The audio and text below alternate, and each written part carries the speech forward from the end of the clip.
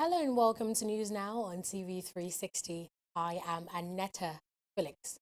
We'll begin with the latest on President Muhammadu Buhari's official visit to London. The Nigerian leader on Monday held a closed-door meeting with Prime Minister of the United Kingdom, Theresa May. Details of the discussion, which were held at 10 Downing Street, London, are yet to be disclosed to the media. At the end of the meeting, President Buhari thanked the Prime Minister for Britain's efforts in training Nigerian armed forces in fighting Boko Haram insurgency. Meanwhile, Buhari is also expected to hold talks with his U.S. counterpart, Donald Trump, to boost efforts to curb insecurity in Nigeria. The talks, which are scheduled for April 30 at the White House, is also expected to focus on issues such as promoting economic growth and reforms, fighting terrorism and other threats to peace and security, and building Nigeria's role as a democratic leader in Africa. In Benue, 4 policemen have been confirmed dead following an ambush by suspected gunmen. The State Police Public Relations Officer Moses Yamu, who confirmed the sad incident, also said 11 officers are still missing. The police officers were on a patrol from Ayibe to Ayilamo in Logo local government area of the state when they were ambushed by the gunmen. They also bombed some houses alongside a vehicle belonging to the security personnel. Yamu said additional reinforcement have been sent to the area to ensure calm. Nigeria's Chief of Army Staff Lieutenant General Tukur Buratai says, despite the successes recorded in the ongoing anti-insurgency war, collaborative efforts are essential to defeat Boko Haram sect. The Army Chief said this on Monday at the African Land Forces Summit in Abuja. The conference, which is co-hosted by the United States and Nigerians, aimed at boosting cooperation between countries fighting extremist groups. Buratai added that despite the security challenges in Nigeria and Africa, the Nigerian army is ready to take the lead role in ensuring peace on the continent. It is my view that combating the menace of Boko Haram and other violent extremist organizations will require collaborative efforts. Therefore, I want to emphasize that our collective action and inaction will have an impact on our efforts to ensure safety and stability to our individual countries, Africa, and the world in general. I therefore urge all of us to bring to bear our wealth of experience and expertise to provide solutions to our security problems. Tackling security challenges, such as those highlighted above, requires a comprehensive decision and unified approach by all stakeholders. Therefore, there is a need for sincere and active collaboration between all stakeholders to strangulate sources of funding, weapons, and groups that pose or have the potential to pose security challenges at national, regional, or continental levels. We face complex, ever-evolving threats across the continent, from the rise of terrorist networks to the growing problems created by changes in the world's climate. Recognizing that no single country can address these challenges alone, alliances and partnerships have emerged. From the 6 Amazon countries fighting alongside Somali units to defeat al-Shabaab, to the combined efforts of Senegal, Nigeria, Ghana, Mali, and Togo to ensure a peaceful handover of power in the Gambia last year. It is our hope that through events such as this summit, we can forge communications today that will allow for continued such shared efforts in the future. The Bring Back Our Girls movement has called on the federal government to do everything possible and rescue more than 100 Chibok girls who are still in the custody of Boko Haram. The group made the call at the second Chibok Girl Lecture and 4-year remembrance of schoolgirls kidnapped on April 14, 2014 in Chibok, Borno State, northeast Nigeria. It was a gathering of civil society groups, rights activists, members of the diplomatic community, and some parents of the kidnapped girls.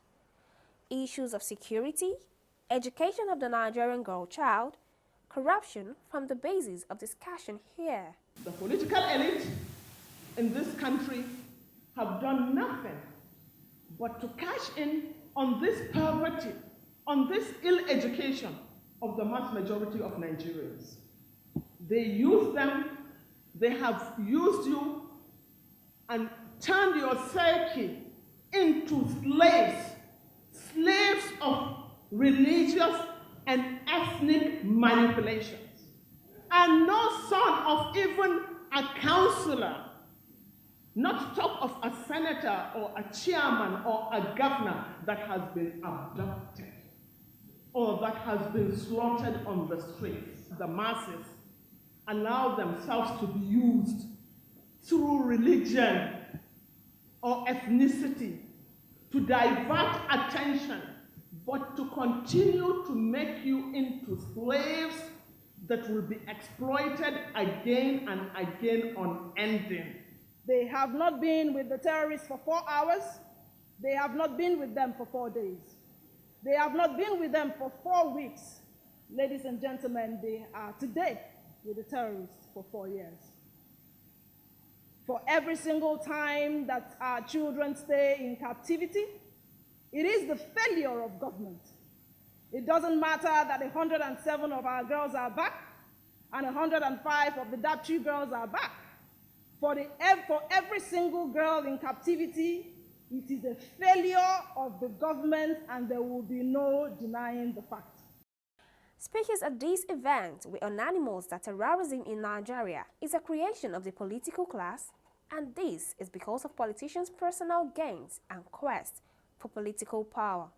The fact that the Dapchi episode happened 4 years after the Chibok incident and 1 year to elections, just as it was in the Chibok case, is evidence of an alarming national malady. There is something wrong when a nation is twice beaten, yet never shy with respect to the safety and security of its girl child. There's something undeniably wrong when the girl child repeatedly becomes the bargaining instrument in negotiation deals between the government and terrorists. There is something absolutely wrong when the girl child becomes a pawn in a political chess game in which the major political parties seek to score political points. We are in a crisis of governance. It's almost like a vicious cycle of it. No matter, regardless of who the political class crew may be, we're just revolving around this classical low equilibrium of governance. And so until we've fixed the quality of governance that we get from those who govern us, it is very clear that we would have this situation where the weak and the vulnerable in our midst are not cared about. And any society can be measured by how well it cares for the lives of the weak and the vulnerable in particular. They have turned the Northeast into a cash cow. Military jumbo budgets, unaccounted for. I remember Jonathan was spending 2 billion naira every day on security, but there was no security. Hundreds and thousands of our people were slaughtered.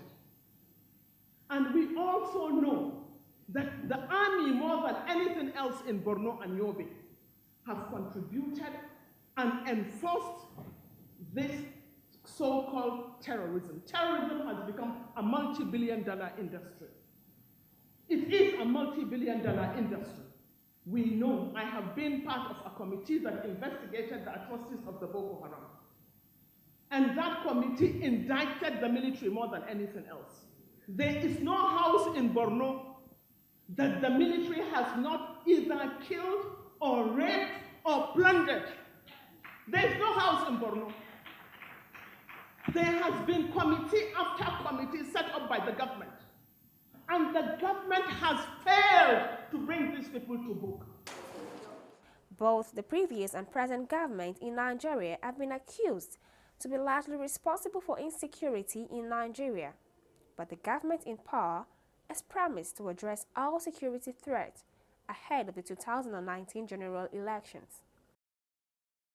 The Lagos State Police Command on Monday paraded some suspected criminals arrested by the force during various operations across the state. Among the suspects is a case of 39-year-old Abdurrahman Mohammed, who was arrested for impersonation. While briefing newsmen and the Lagos State Police Command headquarters Ikeja, the Commissioner of Police Imohimi Edgal narrated how the police apprehended and recovered various exhibits from the suspect.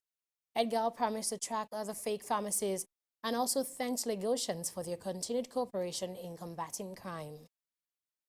Detectives from Area D Command Mushin arrested one Abdurrahman Mohammed, 39 years of age, a native of Ran village in Gamboru Ngala LGA, Borno State of Nigeria, for operating as a medical doctor, whereas his education stopped at primary school level, according to the suspect, even though there is even no certificate to show that he even attended primary school. He revealed himself in a confessional statement that he has been operating as a doctor since 2014. He has been administering intravenous injections, conducting medical tests on his patients, taking urine and blood samples from his patients. According to him, he buys his drugs from Idumota markets.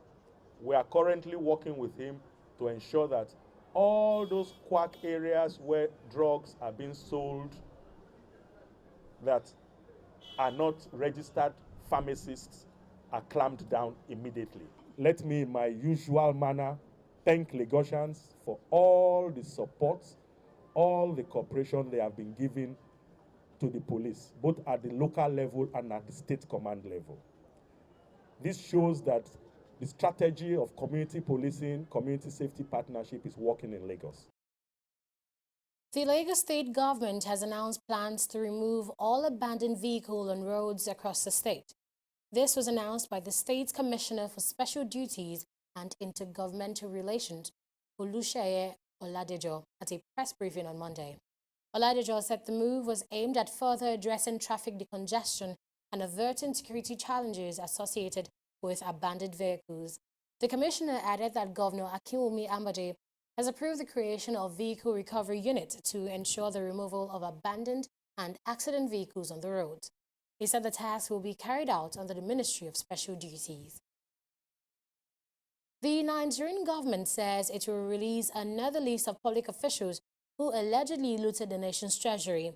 In a statement issued in Lagos on Sunday, the Minister of Information and Culture, Lai Mohammed, said the government will not be discouraged by the blackmail which followed the release of the first two lists.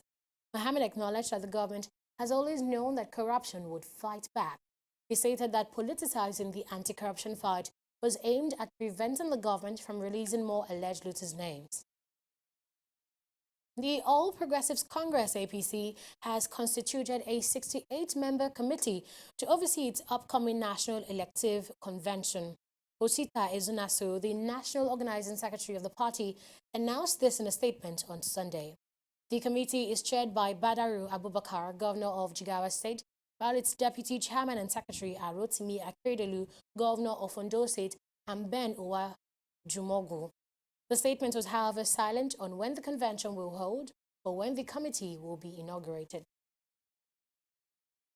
The Nigerian Society of Engineers has criticized the failure of the Nigerian government to promote local engineers. The chairman, Nigerian Society of Engineers, Adekunle Mokolu, was speaking on the sidelines of an event organized by the Ikeja branch of the Nigerian Society of Engineers. Mokolu said the inaction of the government has led to the stagnation of some sectors of the Nigerian economy. He wants the government to promote local engineers by considering citizens for public contract before their foreign counterparts. Also speaking, the chairman of the Ikeja branch of the NSC, Akintola, said the body is ready to work with the government to promote local engineers. It is not proper. In fact, it is immoral for anybody, for a foreigner, for anybody, any Nigerian, to call on a foreigner and give contract to that person to profit from taxpayers' money. It is not good. Look, even if we don't have capacity, how are we going to build the capacity when foreigners are doing it? They are only doing it because they have money. And that's the reason why our projects are very expensive. What we can just do for 2 naira, we are doing it for 20 naira. Because we are giving to foreigners. Foreigners don't, it's not because they love us because they can profit from us easily. This is the only country I know that just opens its door to people just to come and profit from the sweat of its citizens. It is not correct. It is not good. It is not sustainable. Everybody is asking, what is the problem about the maintenance of that we don't have maintenance culture? How can we have maintenance culture when the design, the people, the citizens don't know anything about the project? Project needs to be given to Nigeria. We are collaborating with government to making them to do the right thing. We are encouraging government to give us the chance. We continue to appeal. Lagos State government, we want to appeal to you. Give NSC in Lagos. We have 5 branches in Lagos. In every strata, we are ready to partner with them. At the federal level, we look at the Procurement Act, which also is supposed to be favorable to us. The PIB and all the rest of all those laws, let them allow you to work. We want to appeal to the Senate to pass those bills. There are lawmakers, let them do the right thing. Let's continue to develop Nigeria. If we don't develop Nigeria, nobody will develop it. As a society, we continue to solicit, we continue to do what we can, and I want to encourage us also as engineers, wherever we are, we should be involved. If you are not there, you can't ask what people are doing. We will be involved in politics and want to continue to make that giant stride. If some of us are there, maybe we'll be able to make the right policy for ourselves. You're still watching News Now on TV360. Up next is News in Business with Esther Vese. Stay with us.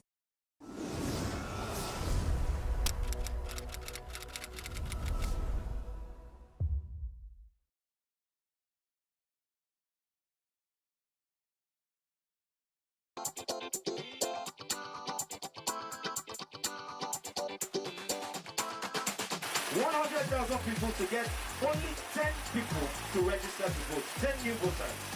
Each of us standing here today, when you get back home, when you get to your place of work, your school, try and get 10 new people that do not have their PVC to register to vote. We're going to take on our website onevoice.ng, onevoice.ng. Please go there, give us the information. If you get 10 people to vote, then you're amongst us.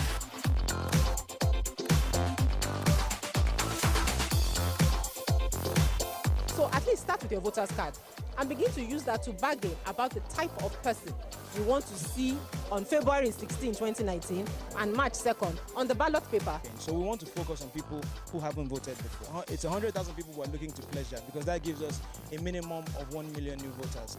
Instead of to say, oh, my vote no go count now, try vote first, maybe you see whether it will count, you know.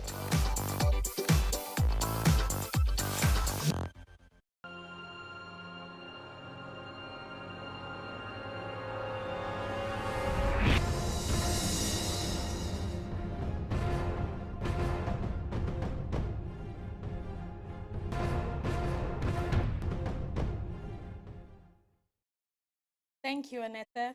Welcome to Business News. The Minister of Finance, Kemi Adeosun, and CBN Governor, Godwin Emefiele, are in Washington, D.C. for the Global Summit organized by World Bank Group and the International Monetary Fund, IMF. The spring meetings of the IMF and the World Bank brings together central bankers, ministers of finance and development parliamentarians, private sector executives, representatives from civil society organizations, and the academia. The experts will discuss issues of global concern, including the world economic outlook, poverty eradication, economic development, and aid effectiveness. Adeosun and Emefiele are expected back in the country on April 22, 2018. Shares of Owando PLC have Shareholders of Owando PLC have asked President Muhammadu Buhari to immediately sack the Minister of Finance, Kemi Adeosun, for what they described as her unwholesome interference in the nation's capital market. The National President of Trusted Shareholders Association of Nigeria, Mukhtar, the National Coordinator, Proactive Shareholders Association, Mr. Taiwo Oderinde, and the Coordinator, Owando Shareholders Solidarity Group, in a joint statement on Sunday, accused the minister of trying to shield Owando from being probed by the Securities and Exchange Commission. Oderinde alleged that stalling the forensic audit of Owando was to the detriment of Owando shareholders and the entire Nigerian capital market. Oil fell nearly 2% on Monday after U.S. drilling activities rose, decreasing the fears of escalating tensions in the Middle East following airstrikes in Syria over the weekend. Brent crude futures slipped on $71.24 a barrel, while U.S. crude futures were down to $66.23 a barrel. The United States, France, and Britain launched 105 missiles on Saturday, targeting what they said were 3 chemical weapons facilities in Syria in retaliation for a suspected poison gas attack on April 7. The oil price has risen nearly 10% in the run-up to the strikes as investors bulked up on assets such as gold or U.S. treasuries that can shield against geopolitical risk. Starting the week on a positive note, the bulls remain in the market today as the all-share index increased 0.14%, closing the market at 14.805 trillion naira. The market breadth was also positive with 37 advances, leading 21 losers. Seplat, Nestle, Unilever, and GlaxoSmith were in the lead. On the other hand, Mobil, Nigerian Breweries, Presco, and Access Bank led the losers table. Guarantee Trust Bank, Japol Oil, Fidelity Bank, Zenith Bank, and DBA were the most actively traded stocks. When trading ended today, the total transactions came in at 192.494 shares, valued at 3.127 billion naira, changing hands in 3,917 deals. And that's all on business news. Annetta will be back with the rest of the news. Do stay with us.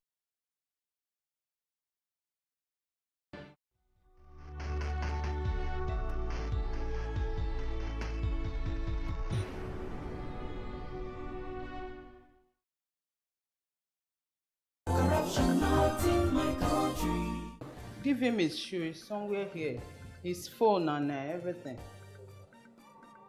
Don't do like that again. No. Thank you. So, bye-bye. Hey, Oga, where do you think you are going? Oh, you never shake body. Eh? You never shake body. Shake body, see? Huh? You never shake body. Eh? Never shake body. I no get congo for my body. You go take for here. Sit down there. Down. What's this man still doing here? They say I do shake body. I shake body, I shake body. They say I do this. And I say I don't get color. You are asking for money. Sorry, ma'am. Asking for money to bail a suspect is an act of corruption. Both of you will be punished. Corruption is not allowed within the force. Remember, police is your friend. Giving and taking bribe is wrong. Corruption, not in my country. Stop corruption now. Corruption not in my country.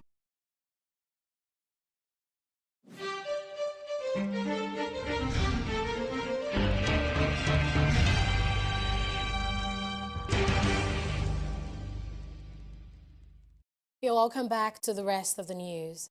Kenya's Electoral Commission has suffered a huge blow following the resignation of 3 of its members. The resignations come after CEO Ezra Chiluba was suspended last week over alleged malpractice in procurement. Commissioner Roselyn Akambe fled before last year's repeat election, saying the commission was unable to hold free and fair elections. That leaves the commission without quorum. In Kenya's charged political climate, it will not be straightforward to fill the post. On issues of migration, more than 200 African migrants in jail in Israel were released Sunday by order of the Supreme Court after a deal to deport them to another African country remained unsigned.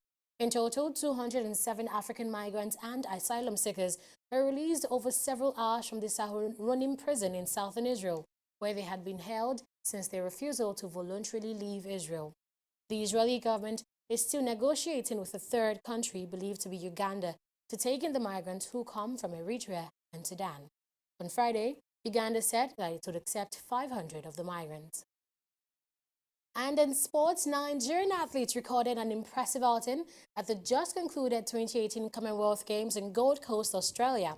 The country finished 9th in the medals table with an impressive 9 gold medals, 9 silver, and 6 bronze, representing a total haul of 24 medals. Nigeria was also the second best African side, just behind South Africa, who finished 6th, and ahead of Kenya, Uganda, and Namibia, who finished 14th, 15th, and 19th, respectively. The para-athletes accounted for 5 gold medals, while wrestling had 3 and athletics 1. Morocco's bid to host the 2026 World Cup went under the microscope on Monday as a task force from global soccer body FIFA arrived for an inspection visit to assess the country's ability to host the tournament. Morocco is the only rival to a joint United States-Canada-Mexico bid to stage the event to the FIFA Congress due to choose the host in Moscow on June 13. Morocco's bid committee said in a statement that the 5-man task force will visit several cities between April 17 to 19, as well as stadiums, training camps, and fan fest sites, together with other venues related to the organization of the competition. Vincent Kompany has challenged his Manchester City's teammate to retain their Premier League title next season after Manchester United's shock defeat to the bottom side West Brom confirmed Pep Guardiola's men as champions for 2017-2018 season. With Kompany watching on his wife's family home after City's 3-1 victory over Tottenham on Saturday evening, meant United had to avoid defeat against Albion to keep the title race alive.